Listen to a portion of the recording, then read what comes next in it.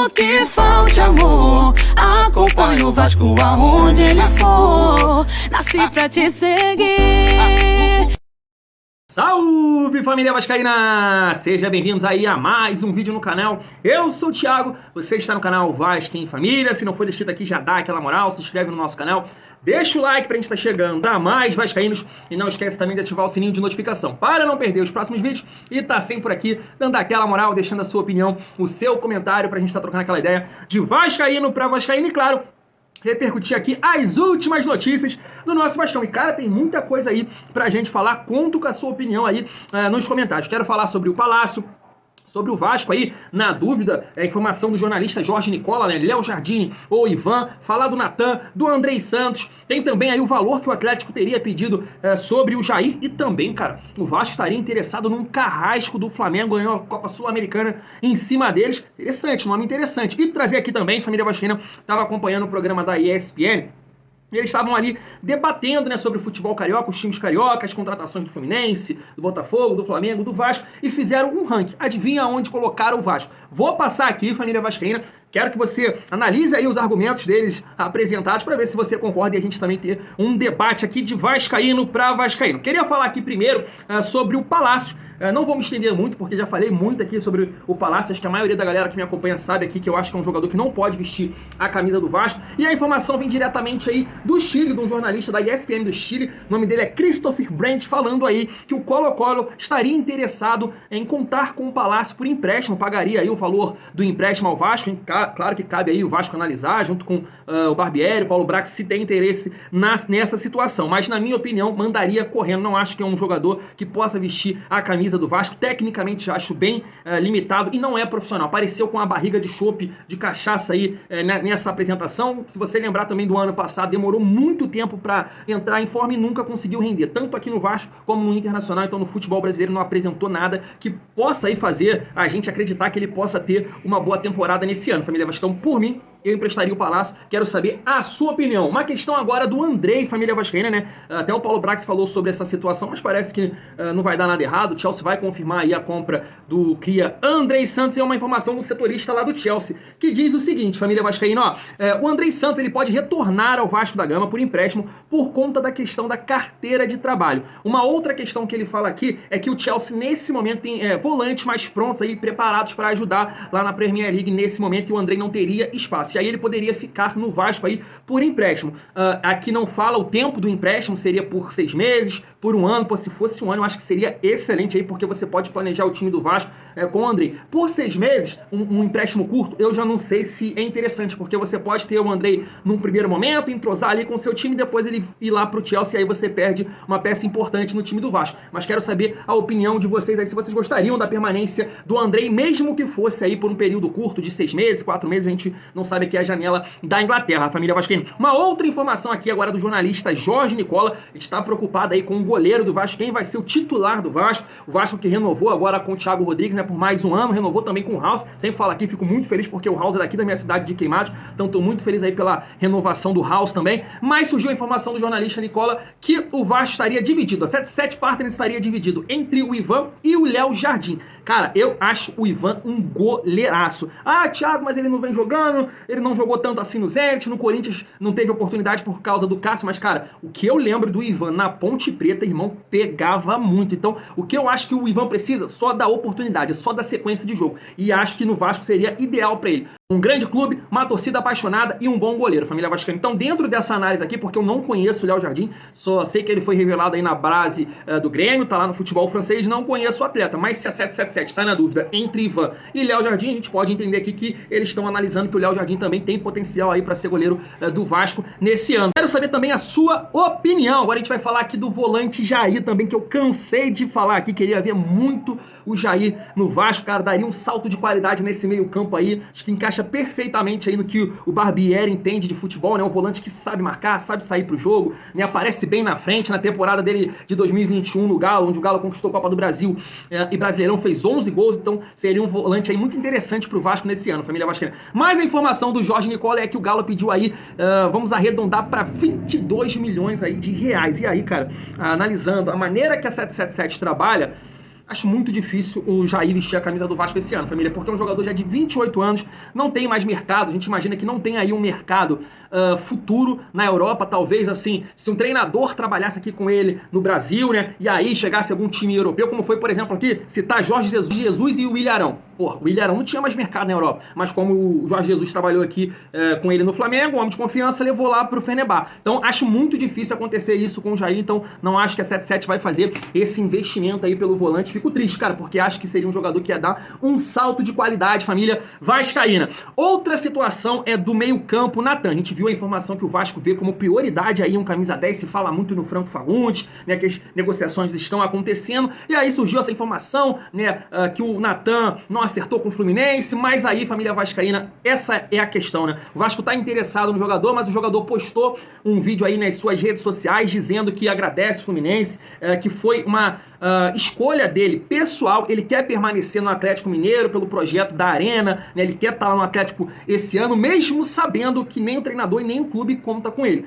Então é uma situação que eu acho que o Vasco não deveria esperar, porque o próprio Atlético Mineiro, hoje é dia 4, pediu para ele se apresentar somente no dia 13. Então, cara, tá colocando o jogador aí de lado, e mesmo assim o jogador quer estar lá no Atlético Mineiro, então eu acho que é uma situação que o Vasco deveria esquecer. Para a família vascaína, que ele tá saindo aí do Fluminense por uma escolha dele, porque o Fluminense queria a permanência dele. Então imagina aí se alguém, o staff dele, a família dele convenceu, os caras não querem você aqui, vamos voltar, vamos escolher um outro lugar para jogar. Imagino que ele vai escolher o Fluminense, porque tá ambientado, o Fluminense queria a permanência dele, então acho que o Vasco tem que procurar outro nome no mercado, família vascaína. E para finalizar essa questão aqui das notícias, do giro de notícias do nosso Vascão, irmão, o Vasco tá interessado aí num carrasco dos mulambos, Ezequiel Barco, família vascaína, cara. Dá uma emoção, porque realmente aí, cara, ele mexe com o meu emocional. Que final que fez aí o Ezequiel Barco? Eu lembro de 3 jogadores, cara, que jogaram muito naquelas finais. Foi o Messa, o meio campo, jogava demais, também jogou muito. O Ezequiel Barco e os Giliotti, né, cara? Foram 3 jogadores aí fundamentais para dar o vice-campeonato aí pros mulambos. Eu tava até vendo aqui alguns comentários de alguns torcedores, não sei o que, não rendeu na carreira, foi vendido pro futebol dos Estados Unidos, né? Um jogador jovem ainda, de 23 anos, tá atualmente emprestado aí no River Plate. Foi um jogador que, cara, o que eu lembro dele lá naqueles jogos da Sul-Americana, muito potencial. Gosta mais de jogar aqui pelo lado esquerdo, driblador, rápido. O que eu lembro do Barco seria um excelente reforço. Agora, muito tempo que eu não vejo o Barco jogar. Agora, uma questão aí, que foi falada também, eu vi algum comentário, que ele não vem jogando, ele é reserva, não. Tava vendo aqui na Transmarket as últimas 2 temporadas, tanto lá no Atlanta United, na MLS, no futebol dos Estados Unidos, ele jogou bastante, e agora também, nessa última temporada aí pelo River Plate, também vem atuando bastante. Então, é um nome que me agrada, não sei o futebol dele nesse momento, mas, irmão, é carrasco dos mulambo, é bom jogador, então traz, mano. Se quiser vir, traz, irmão, traz, Paulo Brax, porque só de ser carrasco dos mulambo já tá legal, família vascaína. Quero saber agora a sua opinião. Então deixa eu trazer aqui pra finalizar esse debate aí do programa da ESPN, né, falando que pra eles o Vasco é a 4ª força do futebol carioca. Se liga só. Estadual inicialmente, tá? Que pode chegar mais próximo do Flamengo, pode incomodar mais o Flamengo.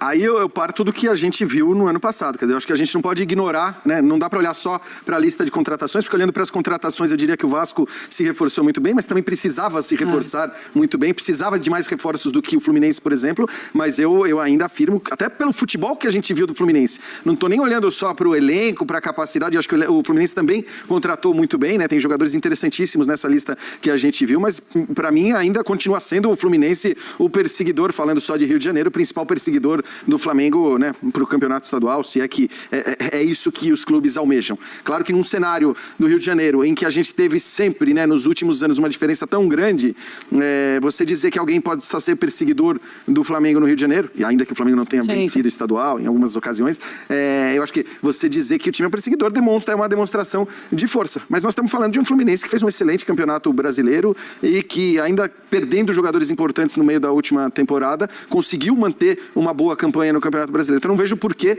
tirar esse posto, sobretudo com as contratações feitas, tirar esse posto do Fluminense. Até porque quando a gente pensa no Vasco, e pensando ainda nas boas contratações do Vasco, a gente ainda não sabe exatamente como tudo isso vai se encaixar, né? Mas quem que você colocaria? O Fluminense também? O Fluminense, assim, o Fluminense tem dificuldade. O Fluminense, ele perdeu um jogador considerado titular, que é o Matheus Martins. Contratou o Keno agora, né? Um jogador que, se tiver condições físicas, vai suprir, vai fazer um ataque bem legal, o kenicano, né? É um ataque bem interessante, foneticamente falando, inclusive.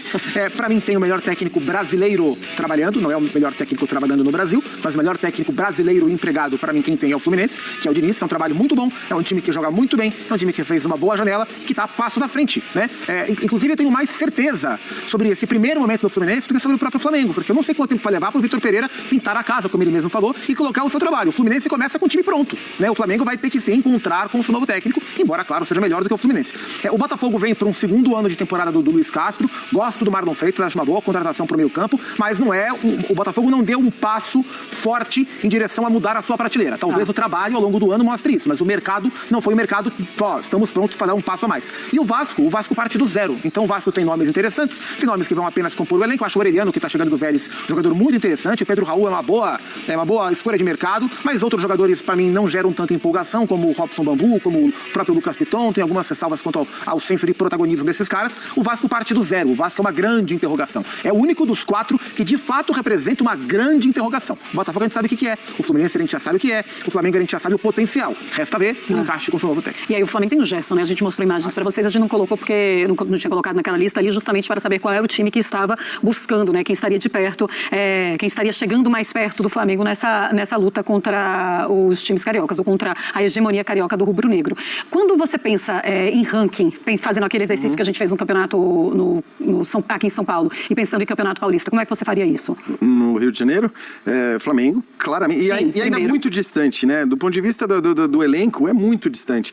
A gente elogia muito o Fluminense pelo futebol que ele jogou, mas é muito difícil você comparar o elenco do Fluminense com o do Flamengo. É que assim, o Flamengo a gente coloca acima de todos os clubes brasileiros hoje. Exato. Não tem mais, assim, antes, no ano passado a gente ainda colocava o Galo, a gente colocava o Palmeiras. Hoje em dia, de elenco, é o Flamengo que todos, não tem discurso. É engraçado que eu acho que assim, mesmo no ano passado, eu me lembro da gente começar a discutir isso no linha de passe, e desde o começo da temporada, talvez o Galo tenha em um determinado momento ali se aproximado do ponto de vista de elenco, de jogadores à disposição para você montar um bom time, coisa que acabou não acontecendo durante a temporada, mas o Flamengo já largou com um elenco muito melhor do que os demais. A gente coloca o Palmeiras como esse competidor, mas ele é um competidor muito mais no desempenho dos seus jogadores do que num elenco farto. Claro. Você olhava para o banco do Palmeiras, você tinha jogadores que não são jogadores que você fala, pô, todo mundo queria ter o Breno Lopes, o Wesley, ou não, esses eram os reservas do Palmeiras num determinado momento. Eu acho que o Flamengo ele sempre esteve bem acima dos seus competidores no Brasil, exceção feita talvez do Atlético do ponto de vista de elenco. No Rio de Janeiro continua absolutamente desse jeito, a diferença, acho que para os competidores nacionais do Flamengo aumentou, então o Flamengo está muito à frente